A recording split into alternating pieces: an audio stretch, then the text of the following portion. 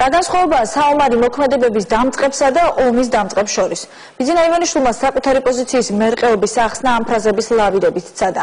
მაჟორიტარობის წარდგენის შემდეგ ქართული ოცნების ლიდერი იძულებული გახდა ომის დამწყების ვინაობა კიდევ ერთხელ დაეკონკრეტებინა. მანამდე კი იმ 12 კანდიდატის სახელი და გვარი გაამხილა, ვინც საპარლამენტო მანდატებისთვის მილიარდერის სახელით იბრძოლებს. რუსუდან ჯიქია მუშაობს ივანიშვილის მაჟორიტარობის თემაზე და ის ახლა პირდაპირ ეთერში განაგრძობს თემას. მურმან დუმბაძე რესპუბლიკელი, რომელიც გაირიცხა რესპუბლიკური პარტიიდან, ბიძინას სიმპათიები დაიმსახურა და საბოლოოდ ის აღმოჩნდა ბიძინას მაჟორიტარობის კანდიდატების სიაში. ამ წარდგენას დღეს არ დასწრებია არც ერთი რესპუბლიკური პარტიის არც ერთი წარმომადგენელი, ისევე როგორც წინა კვირას რესპუბლიკელების ლიდერები არ ესწრებოდნენ ამ პარტიას, თუმცა ქართულ ოცნებაში ცდილობენ, რომ ეს ყველაფერი ლამაზად გამოაჩინონ და ამბობენ, რომ ყველა კოალიციის სუბიექტი თანახმა არის ყველა მაჟორიტარზე და შეჯერებულია ყველა პოზიციები, თუმცა ცნობილია, რომ ცოტა ხნის წინ დავით ბერძენიშვილმა გააჟღერა მაჟორიტარობის კანდიდატებად ის ადამიანები, რომლებიც საბოლოოდ არ აღმოჩნდნენ სიაში და ბიძინა ივანიშვილმა თქვა, რომ დავით ბერძენიშვილმა მაშინ იჩქარა. ასლან აბაშიძესთან ერთად შეეშალა. აბაშიძესთან ერთად არა, დუმბაძესთან ერთად მოდის ხელისუფლებაში. მე მას კირკიტ კაკას ვეძახი.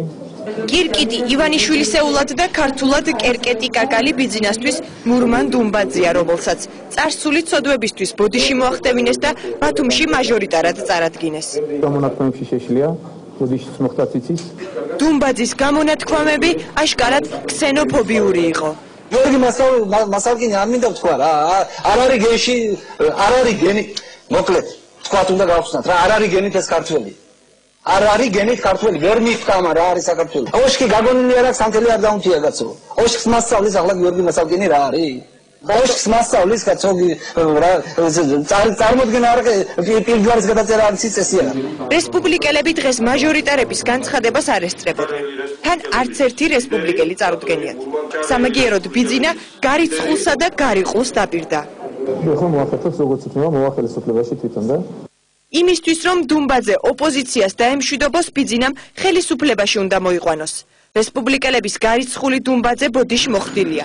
რესპუბლიკელებს, ვინც არ გაურიცხავთ, ასეთ განცხადებებს აკეთებს. ვფიქრობ, რომ ეს შეგნებულად კეთდებოდა. ეუთო გაერო და ევროკავშირი შეგნებულად იკავებენ საქართველოს ხარისხთა, ამით დააკმაყოფილონ ჩვენი ხელისუფლების აბსოლუტურად წინ დაუხედავი პრეტენზიები.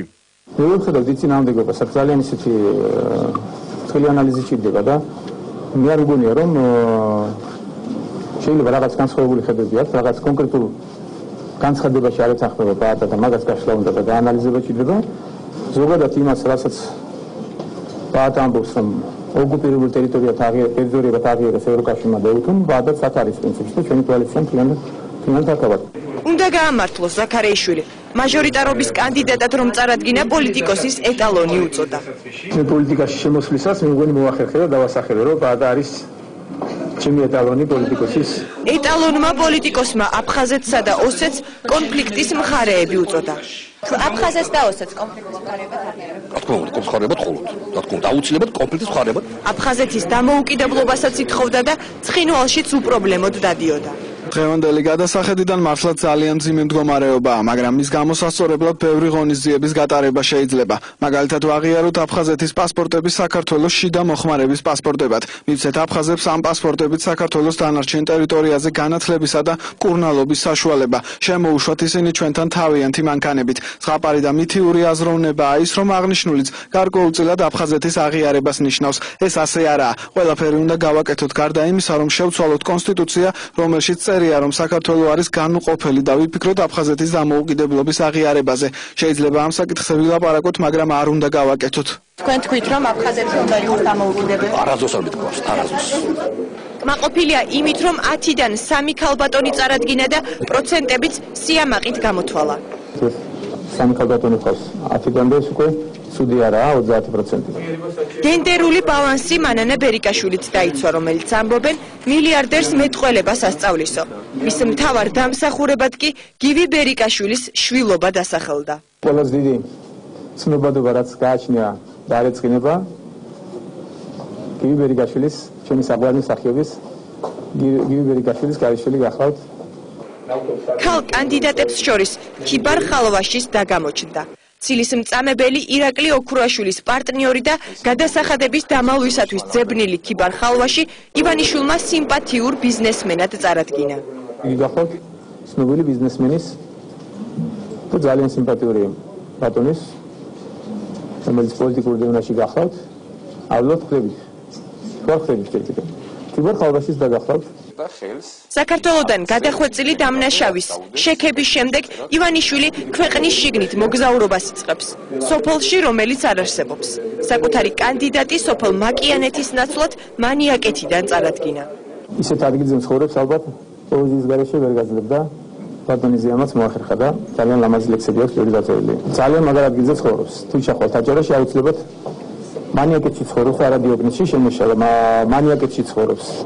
ზია მანიაკების სოფელი საქართველოში არ არსებობს, თუმცა სოფლის აშენებას ბიძინა აპირებს. საკუთარ სიაში ზედმეტად ბევრი დიპლომიანი სპორტსმენი რომ წარადგინა, შეკითხვას გისვამ როგორც იურისტს მაინტერესებს სამართალსა და სამართლიანობას შორის შენი აზრი თუ არის განსხვავება და თუ არის იდენტური. სამართლიანობა იცი რა არის? იმის საპირისპირო, რასაც შენ აკეთებ ახლა. არასამართლიანი ხარობ. არა, ეგ არ არის არასამართლიანი. აღარა არის. ეგევნების ზოგადად, როგორც ახორციელებს შენს პროფესიულ ინახავს როდესმე რეალტივის საინფორმაციო გამოშვება. და რა დაუწუნე?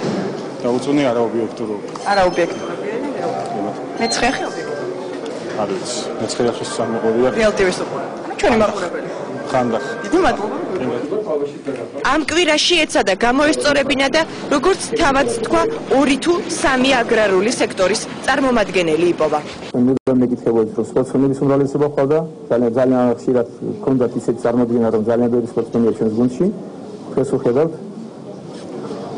აგრარული უკვე მეორე პროფესია თუ მესამე დავასახელებ. ვინც მუშაობს, ვინც აკეთებს, მას შეიძლება შეაშალოს, მაგრამ აღიარების საშუალებაც უნდა ჰქონდეს.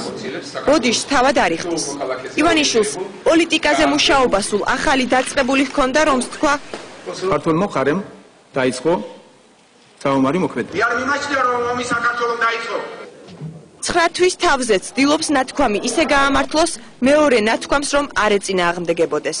იყო დრო როცა თქვით რომ ქართულმა მხარემ დაიწყო ომი და გულში თქვით რომ საქართველოს ომი არ დაუწიეს. მაგრამ ნურმან დუმბაძეზე საუბრობდით რომ მას ჩვენი ასეთი არ მithქვას დაცნობა.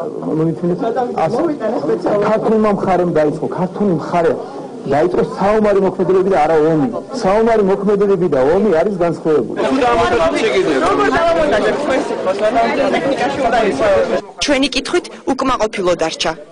ომის ერთ-ერთი შემადგენელი ნაწილი არის საომარი მოქმედებები. თუ საომარი მოქმედებები არ მიმდინარეობს, ესე იგი არსებობს თქვათ მშვიდობიანობის პერიოდი. ან შეიძლება ითქვას დაძაბული ვითარების შესახებ, ხო, როგორც ასეთი, მაგრამ ყოველ შემთხვევაში, როდესაც მიმდინარეობს საომარი მოქმედებები, აქ საუბარი არის სწორედ უკვე ომზე, ხო, თვითონ სიტყვა საომარი გამომდინარეობს თვითონ ტერმინი ომიდან, როგორც ასეთი. ერთადერთი რასაც არ მალავს ის არის რომ მაჟორიტარობის კანდიდატების შერჩევა უჭირს. ცოტა დაზუსტებები გვჭირდება კიდევ იქ ამიტომ გადავციეთ. 5 შაბათის შემდგომ შეიძლება დაგვრჩეს 3 ან 4 კანდიდატის გამოცხადება, რომელიც ისეთ რთულ რეგიონებში სადაც ჯერ კიდევ ვერ ვახერხებთ კანდიდატის ადგენას.